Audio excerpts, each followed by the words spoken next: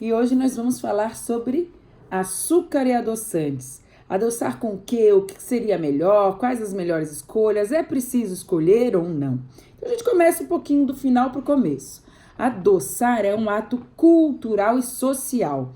Ele está associado a um hábito e associado também a você fazer preparações doces, certo? Certo. Então, a gente não tem necessidades nutricionais nem de açúcar e nem de adoçante. Isso é algo que a gente incluiu na nossa alimentação e acabou se habituando para tirar o valor, né? A noção não, para tirar a sensação daquele amargo ou azedo e torná-lo mais doce. Então, isso é uma questão mais cultural. E o que melhor eu posso trazer para você, indicar para você, é que você enxugue esses adoçantes ou adoçadores ou açúcar do dia a dia, mesmo que você consuma o mais saudável possível. Então, no dia a dia, quanto menos você adoçar, menos informação você leva para o seu cérebro do doce. A gente tem já na literatura essa ação sendo associada à redução de compulsão por doce e à redução também do consumo aumentado de doce. Por quê? Porque a gente tem as nossas papilas gustativas. A partir do momento que você coloca doce todos os dias, em todas as preparações ou em todas as bebidas que você consome, ou faz, panquequinhas ao longo do dia com açúcar ou com adoçantes, você vai mandando para o seu cérebro a informação do doce. E se for açúcar, adoçantes mais artificiais, você acaba, nas tuas papilas gustativas, você acaba fazendo uma atrofia, né? Eu estou falando disso numa frequência diária e uma frequência nas tuas refeições. Então, com isso, você acaba diminuindo o teu paladar para o doce e sempre tendo que colocar cada vez mais o adoçante ou o açúcar para você sentir a sensação do doce. Estudos já estão relacionando aí o consumo de adoçantes, independente da naturalidade dele, se ele é natural ou não, se é mais artificial, ao sobrepeso e obesidade. Por quê? Porque a partir do momento que você consome o açúcar, algo doce, que você tira a sensação real do alimento, lógico, né, gente? Para você fazer um bolo sem açúcar é impossível. Isso é uma coisa eventual. É o que a gente está trabalhando aqui há muito tempo. Então, a partir do momento que você coloca o doce na boca, doce que eu estou falando, açúcar e adoçantes, pode ser natural ou artificial, você já manda uma informação para o teu cérebro que está entrando açúcar.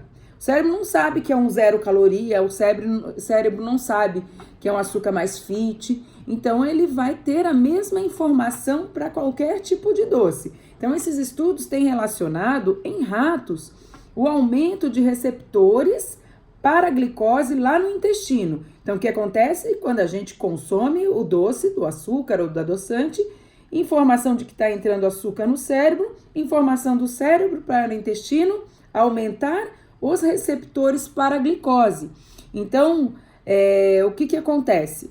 Acontece que você tem uma maior absorção de glicose, porque lá no seu intestino a informação foi essa, tá entrando açúcar, aumenta aí a absorção através dos teus receptores.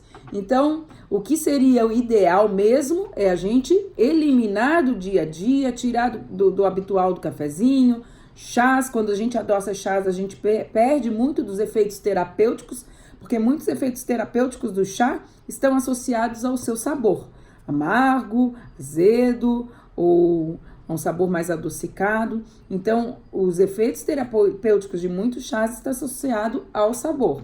E a partir do momento que você treina o seu paladar para você consumir o alimento natural ou a bebida natural, você já melhora o seu paladar, né? Porque nós estamos treinando, e melhora aí, com certeza, a tua palatabilidade ao açúcar, né? Então, você tem uma tendência de não se adaptar tanto mais à quantidade de açúcar que tem nas bebidas prontas, por exemplo, ou até mesmo nas suas preparações. Naturalmente, você já consegue reduzir e sente muito doce quando né, vem numa quantidade maior do que o teu paladar já está habituado. Então isso é muito interessante, é uma regra principal a gente entender que a gente não precisa adoçar, que isso é cultural e que nosso corpo não tem necessidades nutricionais para nenhum adoçador, seja ele natural, seja ele artificial.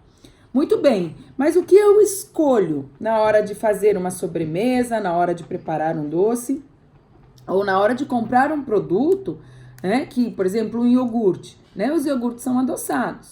Então, eles são adoçados ou com açúcar, ou com mel, ou com açúcar invertido. Você tem que ler quais são os ingredientes, né? Ou com os três, mel, açúcar invertido e açúcar, ou adoçados com adoçantes naturais ou artificiais. E isso a gente já vai estar apto para saber como diferenciar.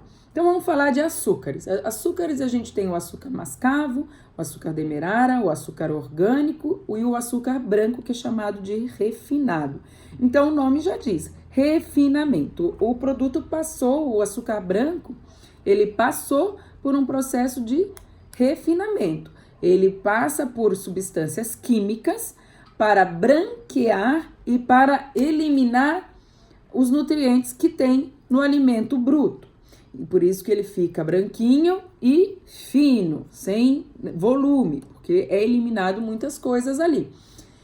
Então, já é um produto, já é um alimento, né? Já é um ingrediente, vamos dizer assim, que tem químico ali dentro. Então, evidentemente, se eu for escolher, eu vou escolher o alimento mais in natura possível, que é o açúcar mascavo. O açúcar mascavo, ele vem da cana-de-açúcar, né? E é feito o processo dele, que é muito artesanal e rústico, e ele acaba mantendo as propriedades nutricionais da cana-de-açúcar. Por exemplo, um pouquinho de ferro, de fósforo, tem fibras também, mas bem pouquinho.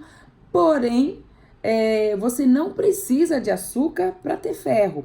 Então, esse negócio de, prefiro açúcar mascavo porque tem micronutrientes, nada a ver, nada a ver. Ele sim é um açúcar mais saudável do que o açúcar branco, mas a gente já vai ver como ele se comporta. O demerara já é uma segunda opção, né, de açúcar mais saudável. Ele passa um pouco por um processamento um pouquinho maior do que o açúcar mascavo. O açúcar orgânico também é um açúcar muito in natura, porque ele, além de tudo, é produzido de uma forma orgânica, sem agrotóxicos, e o açúcar cristal, ele se assemelha ao açúcar demerara, porque ele passa por um clareamento um pouquinho maior.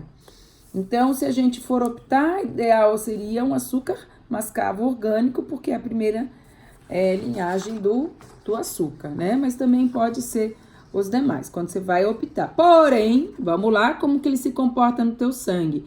Açúcar ou melado, igual, tá?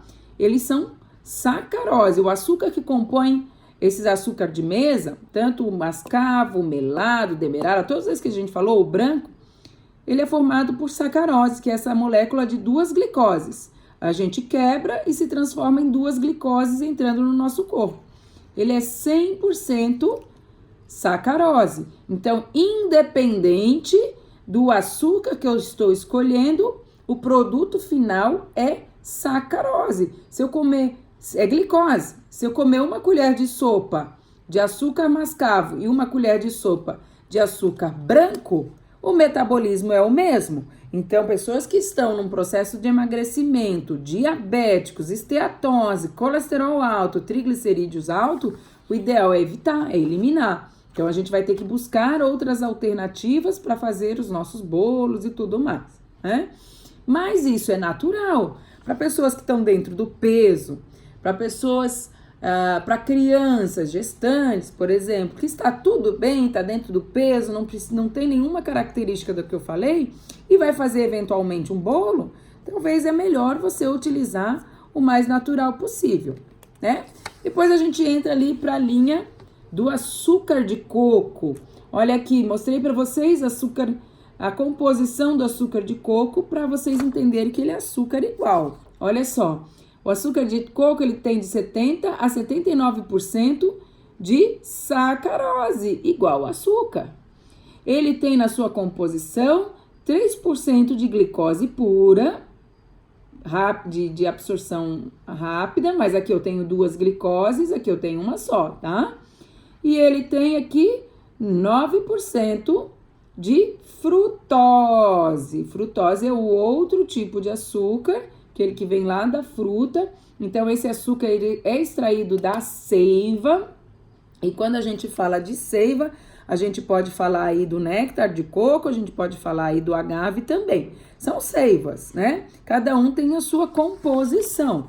Então, por que as pessoas falam que é melhor açúcar de coco se o produto final é praticamente glicose e frutose, que também em excesso, ele acaba sendo maléfico para a nossa saúde, né? Mas eu acho que açúcar de coco em excesso, só se a pessoa for muito rica e tiver bombando aí fazendo coisa com açúcar de coco.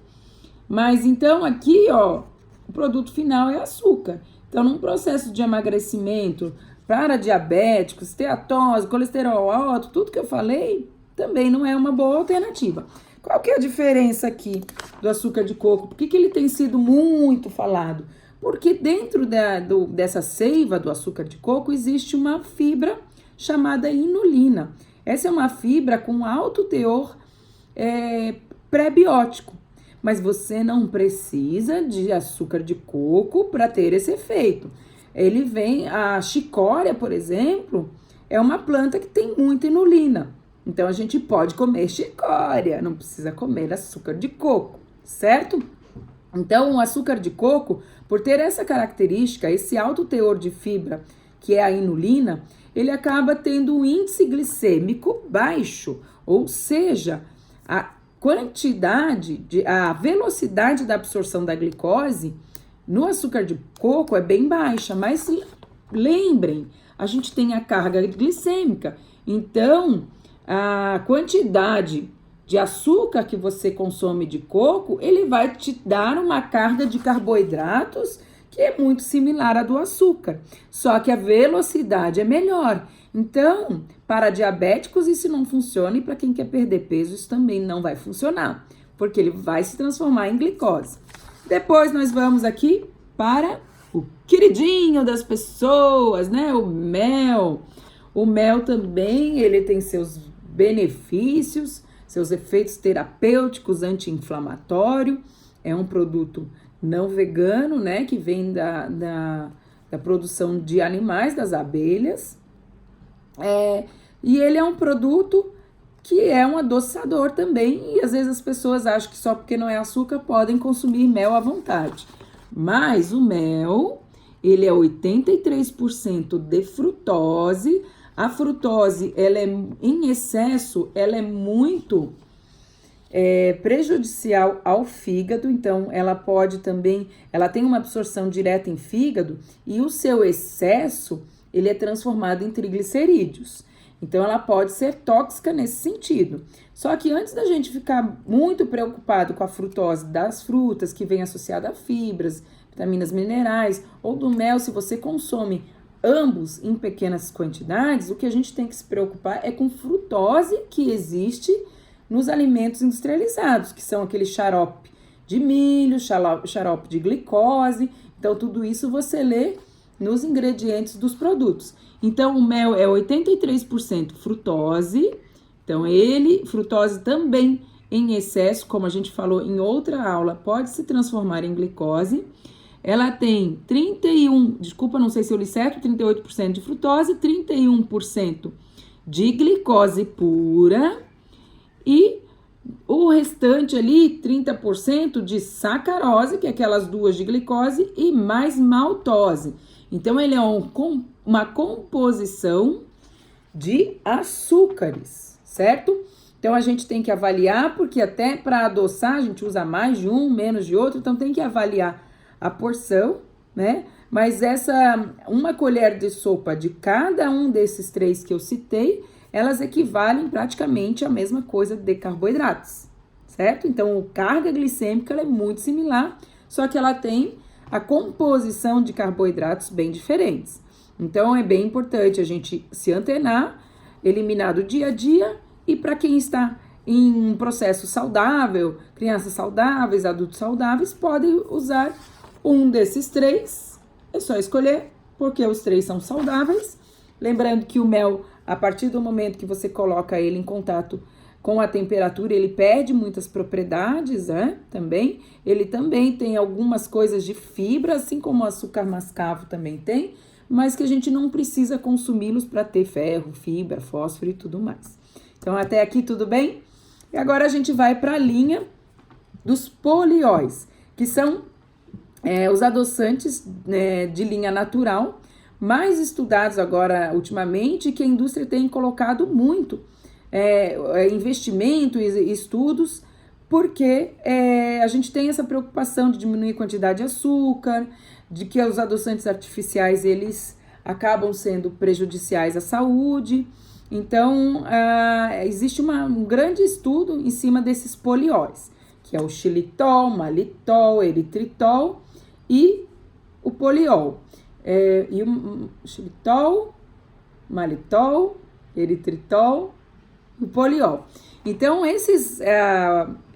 o xilitol e eritritol, que estão muito conhecidos, eles têm uma maneira de produção bem cara. É difícil fazer a extração e até atualmente a extração do xilitol, ela passa por processamento químico também. Então, ela recebe química para ser extraído. Hoje, os estudos têm avançado na parte de fazê-lo de uma forma mais, com menos químicos, que é uma biotecnologia, mas que ainda no Brasil não é 100%, né? E a gente também não sabe exatamente qual é a origem do nosso xilitol. Aí a gente tem que sair perguntando pro fabricante ou ler atrás ali da onde vem o nosso xilitol. Mas ele pode passar por processamento químico, sim. O xilitol, ele vem praticamente de frutas, pera, maçã, madeira. Então, é uma fermentação, né? Algumas bactérias fermentam e acaba extraindo essa porção doce desses alimentos, ou da madeira, né? O eritritol, ele vem de cogumelos, vem de algumas frutas também. E o que ele difere dos demais polióis, o eritritol, é que ele não é laxativo. Os demais, xilitol, malitol, por eles absorverem mais água, eles acabam sendo laxativos. Então, uma quantidade maior aí do que 2 colheres de sopa, 20 gramas por dia, pode causar distúrbios gastrointestinais, né? Principalmente diarreia. Então, o eritritol, ele não tem essa característica, por isso que ele está sendo comparado com os outros, o preferido, né? Visto que eles são caros. É caro fazer a extração desses açúcares, né? Desses adoçadores. Então, o que acontece com eles? A forma de absorção deles não depende de insulina.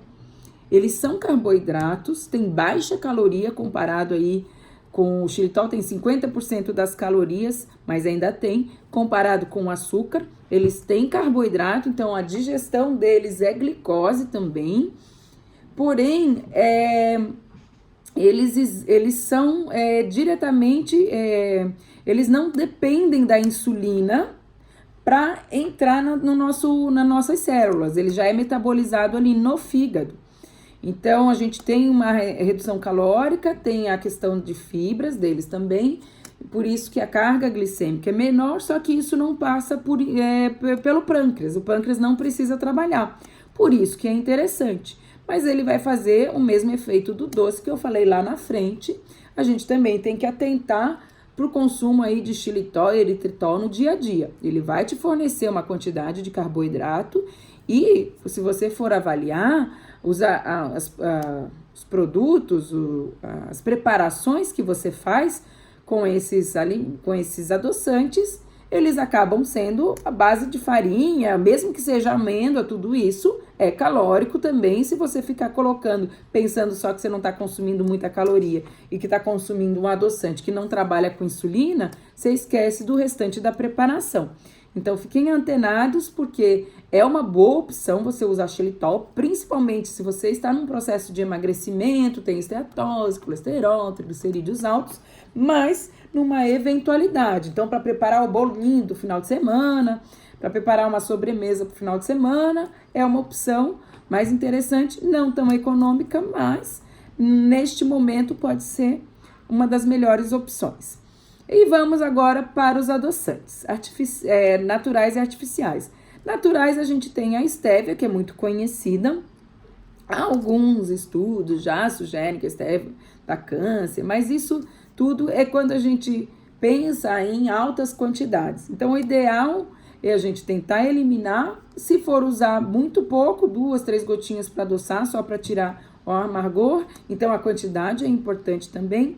E, geralmente, a estévia que a gente consome aqui no Brasil, ela vem com conservantes.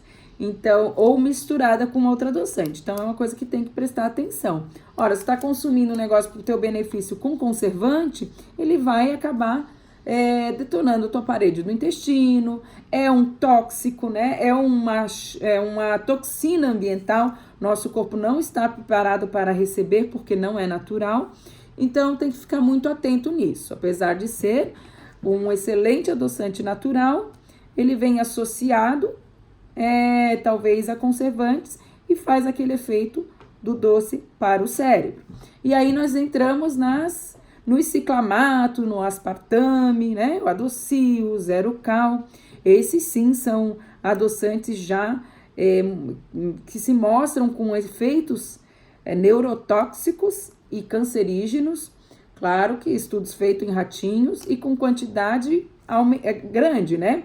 Só que esses adoçantes também são químicos, são xenobióticos, ou seja, são toxinas ambientais que foram isoladas e colocadas em líquido para culturalmente nos deixarmos felizes. Então, a partir do momento, se vocês lembrarem lá da aula da gordura, que o tóxico está no meu organismo e eu tenho um tecido gorduroso em desequilíbrio, eu posso ter o armazenamento dessas toxinas nas minhas células de gordura e também desses tóxicos alterando aí a minha produção hormonal. Vai ter uma aula sobre isso, sobre xenobióticos. Então, a gente pode entender que além dos efeitos que já estão esclarecidos em ratos, neurotóxico e cancerígeno, a gente tem o efeito químico desses adoçantes artificiais. Então, não é nada legal à saúde, além do que estudos feitos com adoçantes, tem a sucralose aí que eu não citei também. Estudos feitos com adoçantes já mostram um quadro de disbiose. Então, os adoçantes, como todos eles que eu citei, ciclamato, pode ser até por causa dos conservantes, né? O ciclamato, o aspartame, a estévia e esse último que eu falei, que é a sucralose, estão associados com uma disbiose, ou seja, com uma falha, com uma alteração da flora intestinal. Então, são estudos recentes que já estão mostrando aí os malefícios do uso do adoçante, principalmente numa frequência aumentada, no dia a dia, tá? Então, apesar deles não serem calóricos, o teu cérebro não entende isso, manda informação para aumentar a absorção da glicose, mas dentro dos produtos que você vai comprar, né? Então, a gente tem aqui uma ideia de consumir uma alimentação mais natural possível. Mas, eventualmente, às vezes você vai comprar um iogurte, às vezes você vai comprar, não sei, um produto que entra dentro da sua dieta. Como estamos em processo de emagrecimento e de melhora e talvez de melhorar a questão de fígado, o ideal, inicialmente, então, é a gente sair dos açúcares, do adoçante, do mel, do açúcar de coco e ir mais para a linha dos adoçantes. Se for dos polióis, xilitol, eritritol, melhor ainda. Se não, a gente tenta ir para a estévia, no máximo uma sucralose. Os produtos com esses adoçantes ainda são aceitáveis e tem estudos até com gestante e criança mostrando que são seguros para essa população. Então, em primeiro lugar, a gente vai tentar consumir o alimento in natura. Se não estivermos de acordo, a gente vai adoçar com os polióis, xilitol ou eritritol, no processo de emagrecimento ou diabéticos também, né? E, posteriormente, a gente pode, se não tem essa opção, a gente pode usar uma estévia ou pode comprar um produto com estévia ou sucralose, que dos males é o pior. Entendido? Então, espero que vocês tenham curtido essa aula. A gente conclui um pouquinho aí mais da parte de carboidratos, entendendo que a gente tem a transformação desses açúcares em glicose, tá bom?